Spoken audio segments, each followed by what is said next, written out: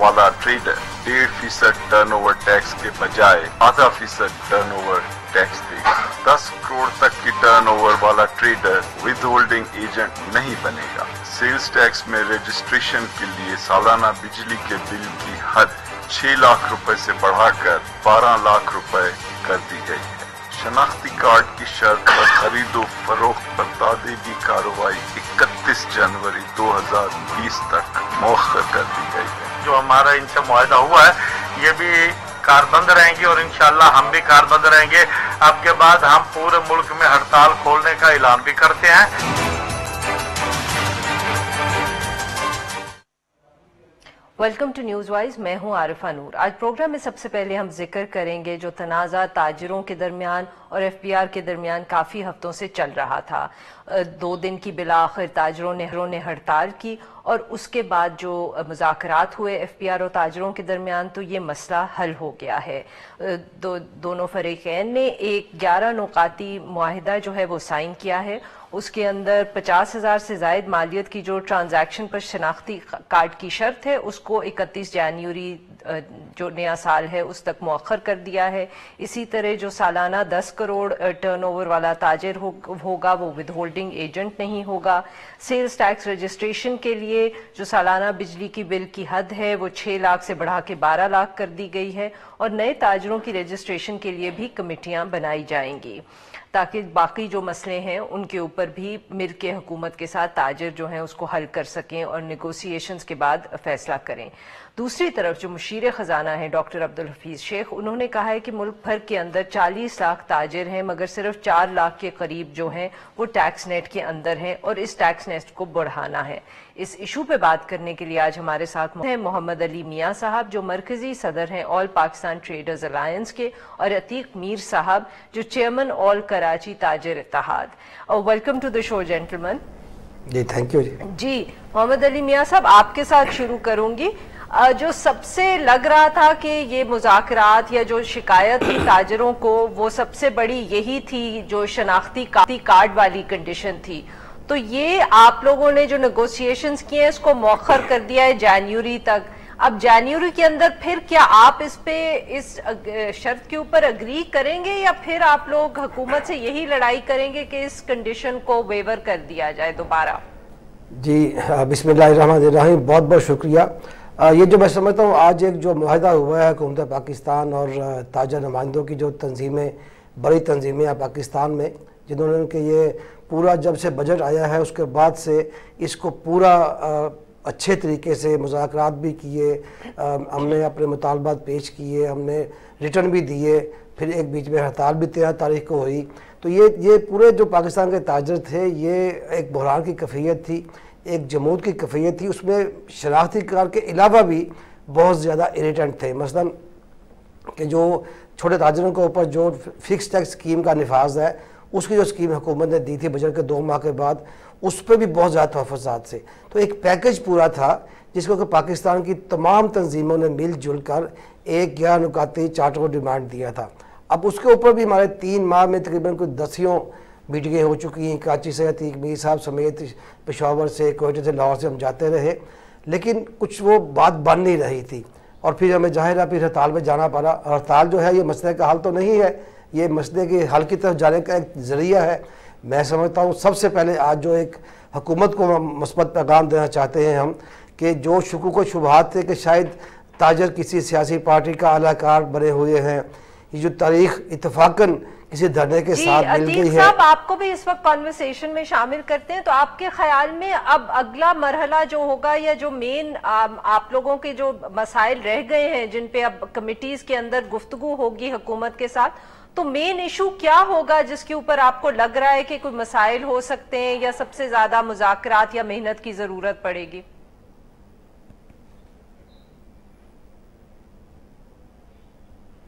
ताजिरों और FBR के दरमियान एतमाद की बहाली है, इसलिए कि माजी में जो टैक्सेशन का निज़ाम रहा और जो टैक्स डिपार्टमेंट का रवैया रहा हमेशा शाकी रहे ताजिर कि इसमें बड़ा इस्लाह की ज़रूरत है और वाकई है भी। उस खौफ की वजह से ये 4 लाख 10 लाख से भी ज़्यादा थे یہ ریورس ہوئے ہیں، کب یہ تھے سر 10 فرار لاکھ؟ ہوئے ہیں۔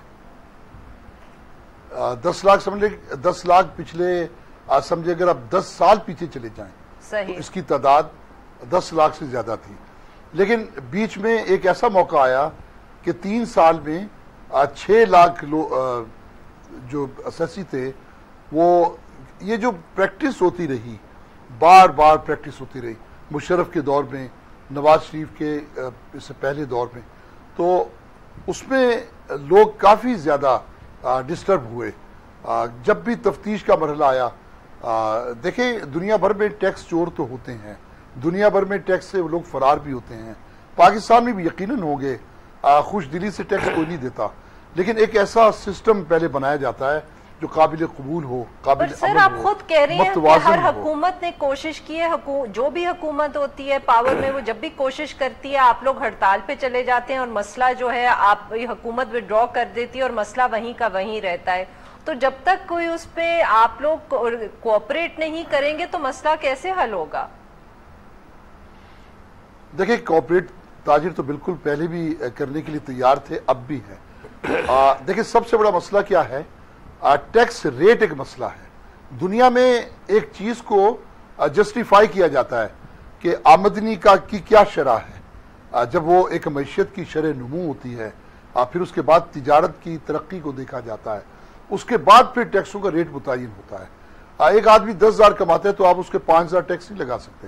تو اسی طرح یہ جسٹیفائی کسی نے نہیں کیا، سب نے یہ دیکھا کہ آئی ایم ایف کا بل کیا ہے، آئی ایم ایف کی قسط کیا ہے، آئی ایم سے مزید پیسے لینے کے لیے اس کی شرائط کیا ہے۔ آئی ایم ایف تو ایک ایسا دیوتا ہے جو خون مانگتا ہے، جو تاجروں کی کو آپ اس کے بل نہیں چڑھاتے ہیں۔ محمد علی میاں یہ صاحب آپ ہمیشہ سے- بتائیں کہ یہ جو ڈسٹرسٹ ہے جس کا ذکر کریں عتیق میر صاحب، یہ کس طرح حل ہوگا جو ایف بی آر اور تاجروں کے درمیان ہے؟ کیا سارا قصور تاجروں کا ہے یا سارا قصور ایف بی آر کا ہے یا دونوں طرف ہے قصور؟ دیکھو جو میں تو بولوں گا اس میں سارا قصور ایف بی آر کا ہی ہے۔ ایف بی آر سے جو ڈسکریشنری پاورز آتی ہیں، ابھی دیکھیں یہ آج جو معاہدہ ہوا ہے، اس معاہدے کے لیے تاجر برادری کو مسلسل 5 ماہ احتجاج کرنا پڑا، اربوں کا نقصان حکومت کا اپنے ٹیکس میں بھی ہوا اور اربوں کا نقصان تاجروں کا بھی ہوا جو ہڑتال ہوئی ہے۔ یہی ہم جو مطالبات تھے ہم 5 ماہ سے پیش کر رہے تھے حکومت کو، نیگوشیشن کر رہے تھے حکومت کو کہ آپ فکس ٹیکس کی اسکیم کو حکومت نے دی، مسئلہ ٹیکس دینے کا نہیں تھا کہ ہم ٹیکس نہیں دیں گے، صرف سمجھنے کی کوشش کریں، مسئلہ یہی تھا کہ ٹیکس کس طرح آپ لیں گے، ٹیکس اس طرح لیں گے کہ ڈاکومنٹیشن کے نام کے اوپر اتنی لمبی ڈاکومنٹیشن ہو جائے گی جو کہ چھوٹا تاجر نہیں برداشت کر سکتا۔ ڈاکومنٹیشن اتنی زیادہ بڑھا دی گئی تھی پچھلے نظام میں، آج کی بات نہیں کر رہا، جس پہ احتجاج ہوا ہے کہ آپ کو پورا ایک حساب کتاب رکھنے کے لیے سالانہ 2.5-3 لاکھ کا اس کی کاسٹ آتی تھی، اس کا سٹاف رکھنا پڑتا تھا۔ آج میں سمجھتا ہوں کہ جو عتیق صاحب یہ جو بات ہے محمد علی میاں صاحب بھی کر رہے ہیں اور یہ پہلے بھی ہم نے سنی ہے کہ جی خرچہ بہت ہو جاتا ہے جو حکومت ڈاکیومنٹیشن مانگتی ہے، خرچہ بہت ہو جاتا ہے، اس کی کیا وجہ ہے؟ کتنا خرچہ ہو جاتا ہے؟ کیا سچ مچ سارے تاجر جو ہیں وہ بالکل افورڈ ہی نہیں کر سکتے کہ وہ تھوڑا سا خرچہ کر سکیں ٹیکس ڈاکیومنٹس فل کرنے کے لیے؟ آفٹر آل جو ہمارے جیسے لوگ ہیں جو تنخواہ دار ہیں، ہم بھی تو ہائر کرتے ہیں نا کوئی جو ہمارے ٹیکسز فل کرتا ہے سال کے آخر میں۔ دیکھیں جو تنخواہ دار ہے اس کا تو ایک فکس سسٹم ہے، اس کی تنخواہ سے کٹ جاتا ہے، اس کو کوئی ریٹرن فائل نہیں کرنی پڑتی، نہ اس کو کوئی وکیل کرنا پڑتا ہے۔ لیکن تاجر کو سر وکیل آپ کو کیوں کرنا پڑتا ہے؟ ایک طریقہ کار ہے، مشکل طریقہ کار ہے، اس میں جو سوالات پوچھے جاتے ہیں، ایک سوال بھی اگر کوئی غلط پور کر دے تو اسے سزا ہوتی ہے، جرمانہ ہوتا ہے، مشکل ہو جاتی ہے۔ یہ سب سے دیکھیں میں آپ کو بتاؤں کہ دنیا بھر میں وکیل کیے جاتے ہیں، ٹیکس ایڈوائزر موجود ہوتے ہیں، لیکن وہ قانون کے دائرے میں رہتے ہوئے وہ ٹیکس بچاتے ہیں، اور یہ کوئی بری بات نہیں ہے۔ پاکستان میں ہوتا یہ ہے کہ اگر ٹیکس 50,000 روپے ہے تو ایڈوائزر کہتا ہے کہ آپ نے 10,000 مجھے دینے ہیں، ٹیکس آپ کا میں صرف 5,000 کروا دوں گا، 10,000 آپ نے کسی بھی افسر جو ٹیکس افسر ہے اس کو دینے ہیں۔ تو مجھے دیکھیں 5,000 روپے 6,000 7,000 روپے جمع کروانے کے لیے اس کو تقریباً 18 سے 20,000 روپے سے خرچ ہو سر جاتے ہیں. ہم چاہتے ہیں کہ میں اگر سمجھی صحیح ہوں آپ کی بات، تو آپ یہ کہہ رہے ہیں کہ اصل میں پیسے اس لیے دینے پڑتے ہیں تاکہ آپ ایک ایسا ایکسپرٹ ہائر کر سکیں جو آپ کو بتائے کہ آپ کم سے کم ٹیکس کس طرح دے سکتے ہیں. اس میں اگر میں تھوڑا سا انٹرپٹ کر دوں آپ کی اجازت سے میر صاحب، آج جو معاہدہ ہوا ہے اس کی ایک کک ہے کہ جو ریٹرن فارم ہوگا، جو دستاویزات ہوں گی وہ ساری اردو میں ہوں گی اور آسان فہم ہوگی، تاکہ ہم وکیل کے بغیر ہی اپنی ریٹرن بھر سکیں. دکان چلا سکتا ہے، اس کی انوینٹوری کر سکتا ہے، سارا وہ اپنا دیکھ سکتا ہے کہ اس نے کتنا خریدا ہے، کتنا بیچا ہے، مگر صرف سیلز ٹیکس جمع کرانے کے لیے جو ہے خرچہ بھی زیادہ ہو جاتا ہے اور وہ غریب بھی ہو جاتا ہے اور وہ ایکسپرٹس نہیں ہائر کر سکتا. نہیں یہ ایسا نہیں ہے. دیکھیے ڈاکومنٹیشن اس نوعیت کے ہوتے ہیں، آڈیٹیبل اکاؤنٹس ہوتے ہیں جو میں آپ نہیں بھر سکتے. وہ ایک پروفیشنل اکاؤنٹنٹ ہی وہ حساب کھاتا لکھ سکتا ہے. بہت شکریہ محمد علی میاں صاحب، بہت شکریہ عتیق میر صاحب، آپ دونوں نے بات کی. ناظرین یہاں پہ لیں گے ایک چھوٹا سا بریک، اور جب ہم بریک سے واپس آئیں گے تو ہم اسی ایشو کے اوپر ایک ایکسپرٹ کا اوپینین لینے کی کوشش کریں گے کہ کیوں جو ہے فکس ٹیکس تاجروں کو زیادہ پسند ہے اور وہ نہیں چاہتے کہ ٹرن اوور یا پروفٹ یا ان کی ارننگز کے اوپر ٹیکس ہو. اور اسی سے جڑا ہوا ہے ایشو جو ہے نیشنل آئیڈینٹی کارڈ کا. اسٹے ود اس.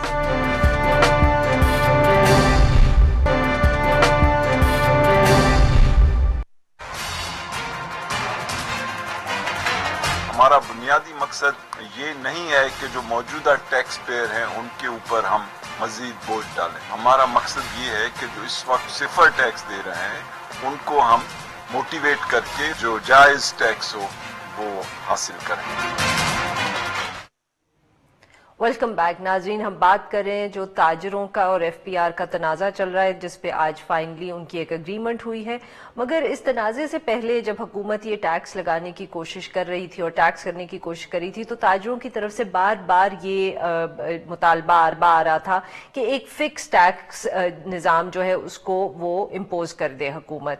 ہمیشہ جب بھی ایسا کوئی کوشش ہوتی ہے تاجروں کے اوپر ٹیکس لگانے کی یا ڈاکیومنٹیشن کی تو ان کی طرف سے یہی جواب آتا ہے کہ آپ ایک فکس ٹیکس لگا دیں، وہ ہم پے کرتے رہیں گے، اس سے آپ کا جو ریونیو کا خسارہ ہے حکومت کا اس میں بھی بہت فرق پڑے گا.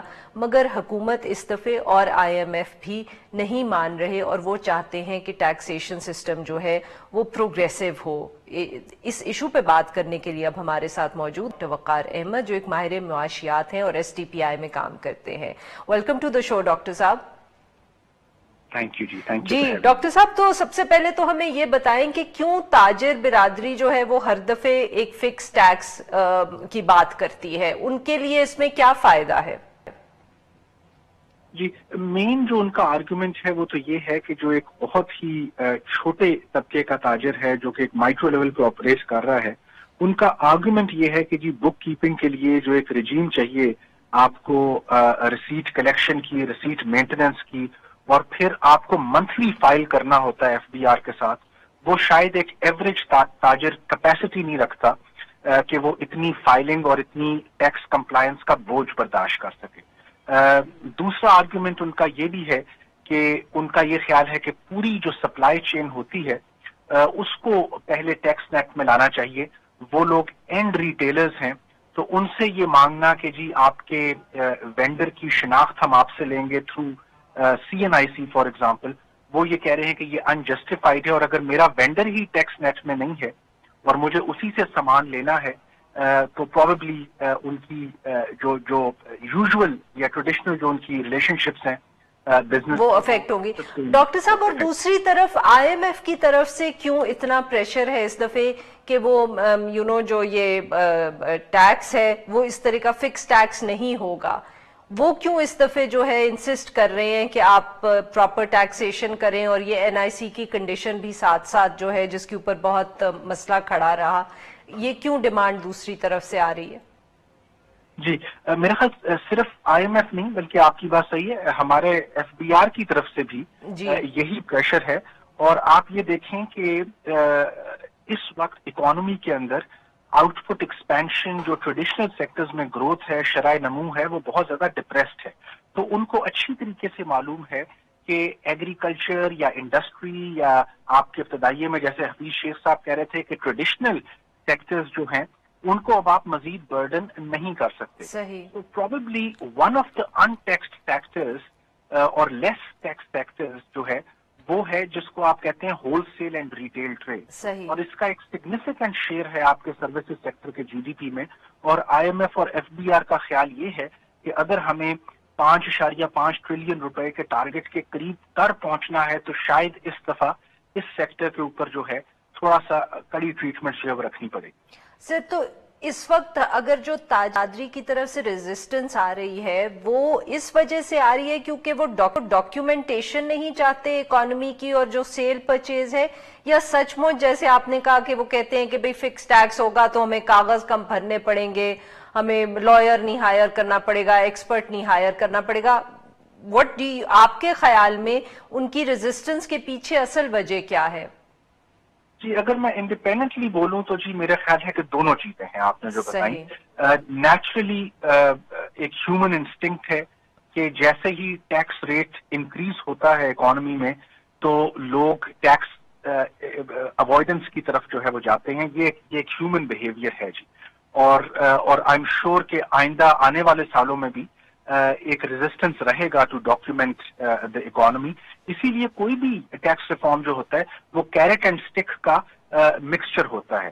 तो ये ना सिर्फ एफडीआर को ये पुश कायम रखना है टुवर्ड्स डॉक्यूमेंटेशन, लेकिन एट सेम टाइम उनको इस चीज का इदराक होना चाहिए कि even after this big push effort बहुत सारे यूनिट्स होंगे जो डॉक्यूमेंटेशन में नहीं आएंगे। उसके लिए आपको अपना ऑडिट का सिस्टम भी जो है वो इम्प्रूव करना है। इस वक्त ज्यादातर जो डिमांड नोटिस गए हैं फॉर एग्जांपल वो तो एग्जिस्टिंग टैक्स पेयर्स को गए हैं। ऐसे लोग जो टैक्स नेट से बाहर हैं उनको तो बहुत कम डिमांड नोटिस जा रहे हैं क्योंकि आपका ऑडिट का सिस्टम जो है वो बड़ा वीक है। वो प्रूफ नहीं कर पाता कि जी फलाने ने टैक्स अवॉइडेंस की है, टैक्स इवेजन की है। और ऑफ कोर्स आपको पता है कि अदलिया का निजाम भी जो है इस केस में वहां पे भी बहुत ज्यादा रिफॉर्म की जरूरत है। सही, बहुत बहुत शुक्रिया डॉक्टर वकार अहमद साहब, आपने हद की। नाजरीन, यहाँ पे लेंगे एक छोटा सा ब्रेक और जब हम ब्रेक से वापस आएंगे तो हम बात करेंगे जो एडवाइजर हैं इन्फॉर्मेशन पे फिरदौस आशिक अवान साहिबा, उनको भी कंटेम्प्ट ऑफ कोर्ट के नोटिस कोर्ट की तरफ से मिल चुका है। स्टे विद अस।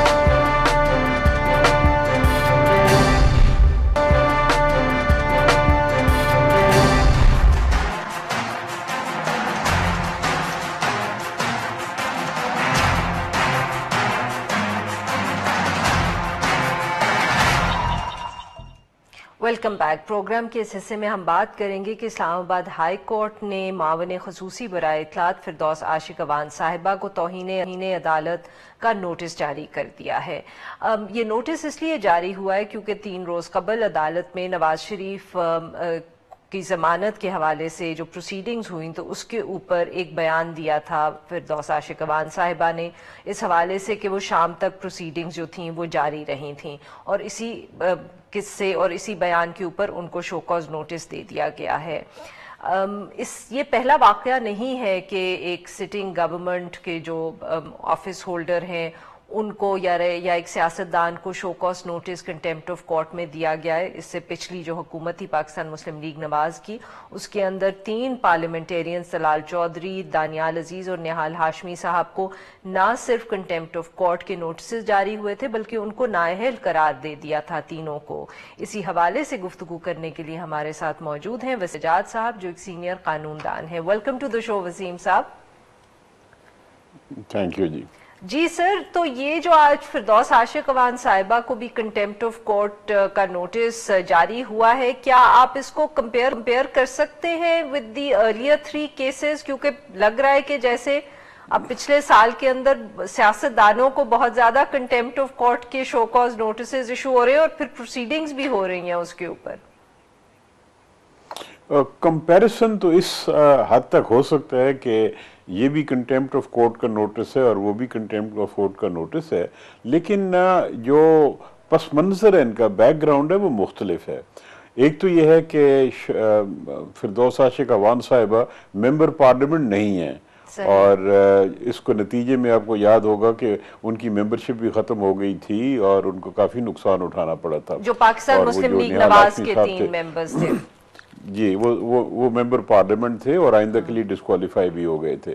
तो अब ये है कि जो फिरदौस आशिक अवान साहब को नोटिस जारी हुआ है, इनके पास 2-3 ऑप्शंस हैं। एक तो ये है कि वो अपॉलजी कर लें, और अगर जल्दी अपॉलजी कर ली जाए तो आम तौर पे अदालत इसको ज़रा नरम रवैया रखती है कि भी चलो बर वक्त अपॉलजी कर दी, एक्सप्लेन कर दिया। दूसरा ये है कि उसको कंटेस्ट करें। पहले तो अदालत ये देखेगी कि उनका जवाब तसल्ली बख्श है कि नहीं। उनका जवाब जब आएगा, कल में वो जवाब फाइल करेंगी, तो उसको वो देखेंगे कि भी जवाब तसल्ली बख्श है कि नहीं। अगर नहीं है तो फिर फॉर्मल प्रोसीडिंग्स होती हैं कंटेम्प्ट ऑफ कोर्ट की, उसमें थोड़ा वक्त भी लगता है क्योंकि उसको साबित करना पड़ता है, उनको दिफा का मौका दिया जाएगा। और अगर सज़ा हो जाती है, सज़ा खाली जुर्माना भी हो सकता है, सज़ा बड़ी कम भी हो सकती है, लेकिन उसके असरात जो होते हैं एक सियासतदान पे वो शायद ज़्यादा संगीन भी हो सकते हैं। अभी तक तो ये कहना मुश्किल होगा कि किस किस्म के ऑर्डर पास होते हैं, लेकिन उसके जिस तरह के निहाल हाशमी साहब का आपने जिक्र किया या दूसरे केसेस का, तलाल चौधरी साहब का केस था, उसमें आपने देखा कि उनका करियर जो है खासा इफेक्ट हुआ था। लेकिन एहसन इकबाल साहब का केस आपके सामने है, जहाँ पे उनको भी नोटिस हुआ था, लेकिन उन्होंने अपॉलजी कर दी बर वक्त, और अदालत ने उनके ऊपर कोई रवैया नहीं रखा और वो मामला ख़त्म कर दिया गया।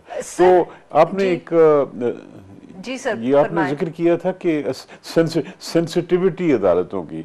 अदालतें हमेशा सेंसिटिव होती हैं कि अगर कोई मामला अदालत में चल रहा है तो उसमें अदालत के बाहर अखबार में, टीवी में कोई तबसरा ना किया जाए, क्योंकि उसका असर जो है अदालतों के कार्रवाई पे पड़ता है। और पहले तो इस बारे में बड़ा सख्त रवैया होता था अदालत का, और बर वक्त वो उस पर एक्शन लेते थे। कुछ अरसे से मैं देख रहा हूँ कि अदालतों का रवैया कुछ थोड़ा नरम हो गया है, और चूंकि हमारा जो मीडिया है वो भी बड़ा मजबूत हो गया है। काफ़ी प्रोग्राम्स में मैं देखता हूँ कि पर सर ये जो आप कह रहे हैं कि रवैया कोर्ट्स का शायद लीनियंट हो गया, पहले बहुत सख्त होता था, तो जब जो पिछले पाकिस्तान मुस्लिम लीग नवाज के 3 लोगों को जब कंटेम्प्ट ऑफ कोर्ट के नोटिस इशू हुए थे तो कुछ तनकीद भी हुई थी कि शायद कंटेम्प्ट ऑफ कोर्ट के जो पावर्स हैं इनको इतना ज्यादा एक्सरसाइज नहीं करना चाहिए। इस तरह की भी एक आर्ग्यूमेंट सामने आई थी कि कोर्ट्स को जरा इतना, डू यू थिंक कि उस आर्ग्यूमेंट में कोई मेरिट है?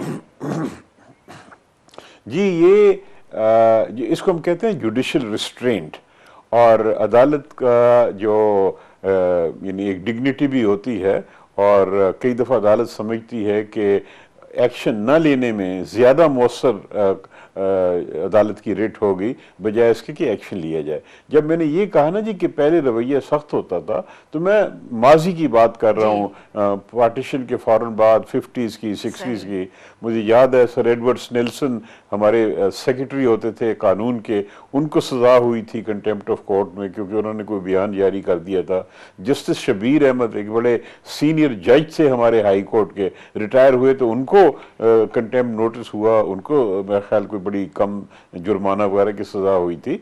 तो वो ये था कि अदालतें सेंसिटिव होती हैं कि भी अदालत के मामलात में बाहर कमेंट्स ना किए जाएं, लेकिन चूंकि अब मीडिया बड़ा मजबूत है और ये फ्रीडम ऑफ एक्सप्रेशन और फ्रीडम जो डिस्कशन की है इसके बारे में लोगों का तवक्को भी है कि बातचीत की जाए, तो थोड़ा बहुत रवैया मेरा ख्याल में नरम हो गया है। लेकिन यहाँ पे कोई ज़्यादा अटैक करे जुडिशरी को कि भी जुडिशरी ने कोई डील कर ली है या जुडिशरी किसी को फेवर कर रही है, यानी यहाँ पे मोटिव्स एट्रीब्यूट किए जाएं, तो वहाँ जुडिशरी फिर रिएक्ट करती है जिस तरह कि अब उन्होंने किया है। बहुत बहुत शुक्रिया वसीम साहब, आपने हमसे की। नाज़रीन, यहाँ पे लेंगे एक छोटा सा ब्रेक, और जब हम ब्रेक से वापस आएंगे तो हम बात करेंगे पेमरा की जो ताज़ा तरीन एडवाइजरी एक आई थी जिसको हाई कोर्ट ने स्ट्राइक डाउन कर दिया। स्टे विद अस।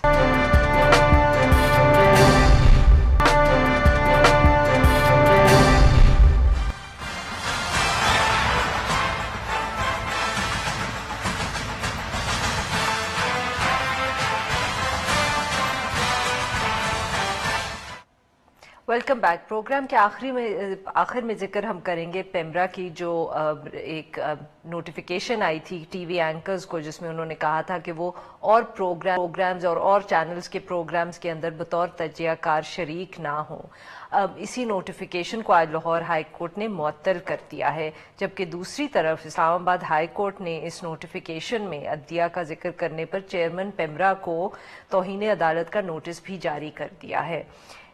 ये जो नोटिफिकेशन था इसके ऊपर बहुत सारा सख्त रद्द अमल आया, जो मीडिया ऑर्गेनाइजेशंस थी और जो सहाफ़ी हजरात थे। इसी इशू पे बात करने के लिए आज हमारे साथ मौजूद हैं निज़ामी साहब, जो सदर हैं CPNE के। Welcome to the show Arif साहब। जी जी जी जी सर, तो बताएं सर कि ये जो नोटिफिकेशन था ये मुअत्तल तो हो गया है, मगर जितने ही कोई तनकीद हुई है पेमरा की पिछले दिनों में, चाहे वो जुडिशरी ने एक और हवाले से की हो और जितनी सहाफियों और मीडिया ऑर्गेनाइजेशंस की तरफ से भी हुई है, उससे क्या फर्क पड़ेगा जो आजकल जिस तरह पेमरा ऑपरेट कर रहा है, काम कर रहा है, क्या आपके ख्याल में उसके ऊपर कोई फर्क पड़ेगा? ये सबसे पहले तो देखना ये है कि ये किस किस्म का माइंडसेट है जो पेमरा को ऐसे ड्रैकोनियन किस्म के जिसको उन्होंने एडवाइस का नाम लिया बाद में, अहकामात जारी करने का कह रहा है, या ऐसे टेक्स्ट जो है वो कोई ना कोई तो मंजूर करता होगा ना जी। तो इसमें जरा जो दिलचस्प बात है वो ये है कि फवाद चौधरी, मोहतरमा शीरी मजारी साहबा, असद उमर, ये मेरे प्रोग्राम में वो आए थे, फैसल जावेद सेनेटर, वो ये सब ने इसको बड़ा कैटेगोरिकली इसको रिजेक्ट किया और कंडेम किया और इसको गैर फितरी और गैर जमहूरी करार दिया। अब ये लोग जो हैं ये मामूली लोग नहीं, ये प्राइम मिनिस्टर खान के सभी ये बड़े करीबी किस्म के कैबिनेट मेंबर्स हैं, जो कीदा मेंबर्स हैं उनकी कैबिनेट के, किचन कैबिनेट में भी है बाद में। तो ये सोचने की बात ये है कि ये कहाँ से इसके फर्रे आते हैं जिससे प्राइम मिनिस्टर ने भी अपने आप को डिस्कस कर लिया। बिल्कुल सर, वो तभी तो वो कहते हैं ना कि पेमरा जो है वो एक इंडिपेंडेंट अथॉरिटी है, हुकूमत का उससे कोई लेना देना नहीं है। देखिए ये एक बहुत बड़ी मिथ है, जिस तरह नैब बड़ी इंडिपेंडेंट अथॉरिटी है। सही। वो ये था कि मुशर्रफ के दौर में जब पेमरा बनी थी तो उन्होंने इसको रेगुलेटरी बॉडी के तौर पे इसकी ऑटोनॉमी के लिए इसको मिनिस्ट्री ऑफ इंफॉर्मेशन के नीचे नहीं बल्कि कैबिनेट डिवीजन के नीचे थी। बाद में इसको मिनिस्ट्री ऑफ इंफॉर्मेशन अपने डोमेन में ले आई और फिर इसकी आहिस्ता आहिस्ता कभी को चेयरमैन, कभी को ब्यूरोक्रेट का चेयरमैन लगा, कभी पहला चेयरमैन को ब्यूरो वो थे, वो उस इंडस्ट्री के ही थे, टेलीकम्युनिकेशन के आदमी थे, फिर एक पुलिस वाले आए, फिर ब्यूरोक्रेट आए, फिर मिनिस्ट्री ऑफ इंफॉर्मेशन के फॉर्मर PIOs बनने शुरू हो गए।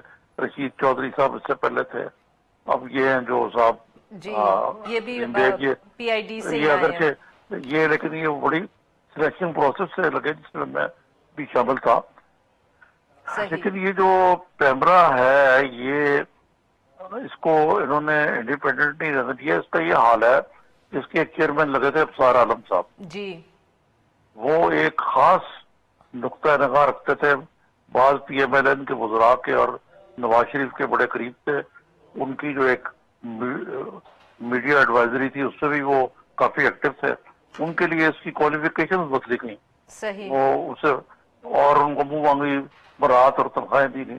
तो ये हाल तो पेमरा के साथ उस वक्त PMLN की हुकूमत ने किया, फिर PTI कर रही है, अब और अदारे भी इसको जब फोन मार रहे हैं, पहले से मारते रहे इस पे। सर तो इस मसले का हल क्या है? मतलब कि क्योंकि जैसे आजकल बहुत से सहाफी हैं वो तनकीद भी करते हैं, कहते हैं कदगनें भी लग गई हैं, पेमरा की एडवाइजरीज भी आ रही हैं, हम कहते हैं ऑटोनॉमी भी नहीं है इदारे को। तो अब इस मसले को हम हल कैसे करें कि पेमरा जो है अपना जेन्युइन रोल भी प्ले कर सके और साथ में वो एक ऐसी रेगुलेटरी अथॉरिटी भी बन सके जो मीडिया को भी बेहतर कर सके या उसको गाइड कर सके? देखिए इंडिपेंडेंट ऑटोनमस मीडिया रेगुलेटरी इदारे होते हैं इलेक्ट्रॉनिक मीडिया के लिए,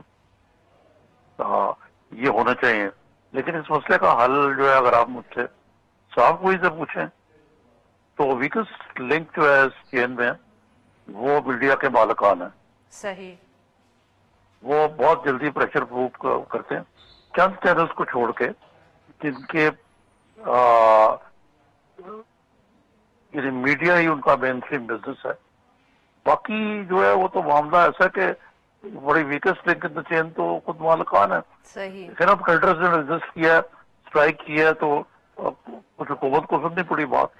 यहाँ हम सजदा साहब करते जाते हैं, तो देखे ना, हम लोग तो सिर्फ प्रोग्राम करने वाले ना, जी जो बिल्कुल पॉलिसी गाइडलाइंस है वो तो ऊपर से आती हैं। बिल्कुल तो एक सही। और चीज जो है वो कोई एडिटोरियल कंट्रोल तो चैनल पे होता ही कोई नहीं है। बिल्कुल सिर्फ अखबारों में एडिटर होता है, इनमें कोई एडिटर तो है ही जी। नहीं। बहुत बहुत तो ये शुक्रिया आरिफ निजामी साहब, आपने हमसे बात की ना। बस आज के लिए इतना ही। Will be back tomorrow at the same time.